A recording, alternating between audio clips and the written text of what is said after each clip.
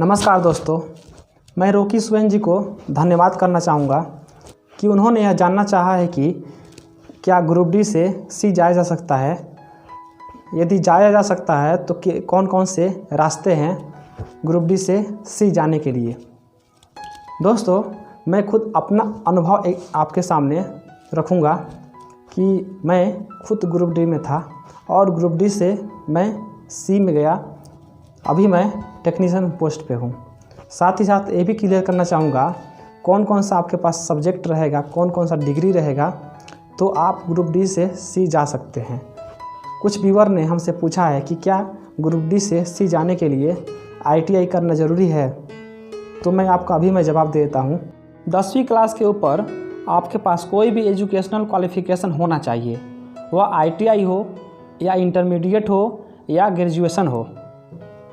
इनमें से कोई भी आपके पास क्वालिफ़िकेशन है तो आप ग्रुप डी से सी जा सकते हैं। तो चलिए हम शुरू करते हैं ग्रुप डी से ग्रुप सी में जाने के लिए वो कौन कौन से रास्ते हैं, और अंत में मैं बताऊंगा कि कौन सा मैं एग्ज़ाम देके ग्रुप डी से सी आया हूं। तो चलिए हम पहले रास्ता की बात करेंगे।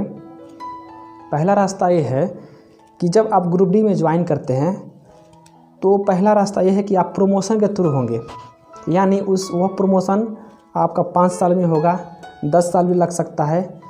तो इसमें बहुत धीरे धीरे प्रमोशन होगा आपका, और जब प्रमोशन होगा तो कुछ खास फ़ायदा आपको नहीं मिलेगा।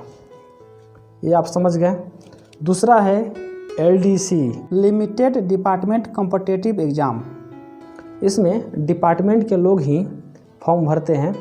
रेलवे में कई सारे डिपार्टमेंट हैं, उसमें सिर्फ डिपार्टमेंट के लोग ही इस एग्ज़ाम को भरेंगे।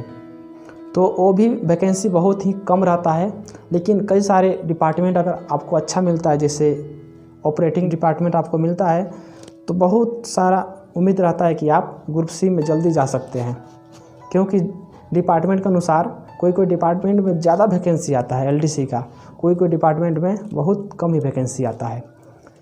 तो चलिए अब हम लास्ट में बात करते हैं कि मैं कौन सा एग्ज़ाम देके आया हूँ। तो एक एग्ज़ाम रहता है GDC, general department competitive exam. यह एग्ज़ाम देके मैं ग्रुप डी से सी आया हूँ।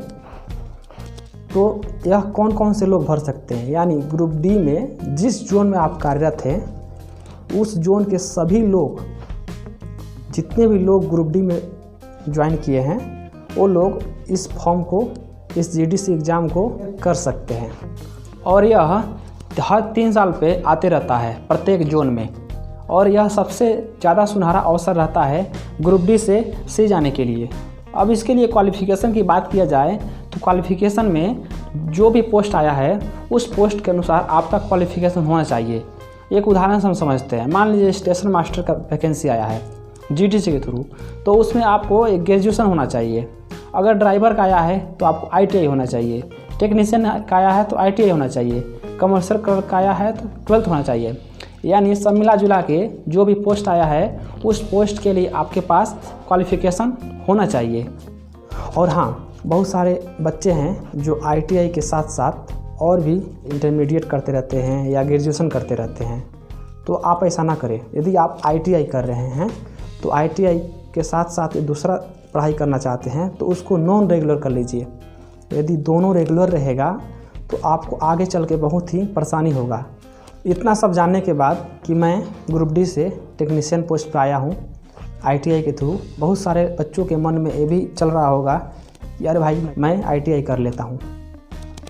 और बहुत सारे बच्चे पूछते भी हैं कि ITI कौन सा सब्जेक्ट से करें और कौन सा आपका सब्जेक्ट था। तो मैं आपको बता दूं कि ITI आप फिटर या इलेक्ट्रीशियन कर सकते हैं। मैं ITI इलेक्ट्रीशियन से किया हूं, इसलिए हमको डीजल लोको शेड में इलेक्ट्रिक पार्ट्स को देखना रहता है। इसके लिए मैं एक सेपरेट वीडियो बना चुका हूं, मैं क्या करता हूं। यदि आप देखना चाहते हैं तो आप देख सकते हैं। यदि आपको कहीं कोई सफलता मिलता है तो आप हमें कमेंट बॉक्स में ज़रूर लिखिएगा, हम आपको कांग्रेचुलेसन बोलना चाहते हैं। ग्रुप डी में जाने के बाद बहुत सारे स्टूडेंट ग्रुप सी में जा नहीं पाते हैं। ग्रुप डी में जाने के बाद ये होता है कि पहला ड्यूटी रहता है। ड्यूटी के साथ साथ बहुत सारे स्टूडेंट पढ़ाई नहीं संभाल पाते हैं।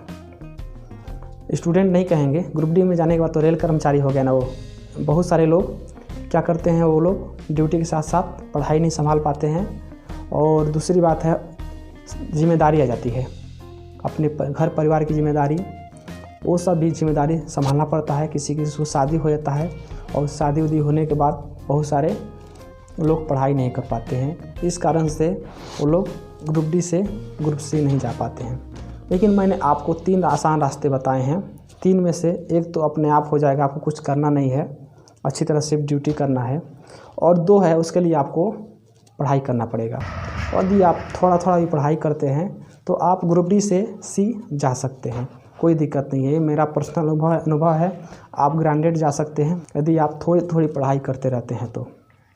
ये रहा आज की वीडियो में कि यदि आप ग्रुप डी में ज्वाइन करते हैं तो ग्रुप सी में जाने के लिए कौन कौन से रास्ते हैं। आप ड्यूटी के साथ साथ आपको थोड़ा थोड़ा पढ़ना है, तभी आप ग्रुप डी से सी जा सकते हैं।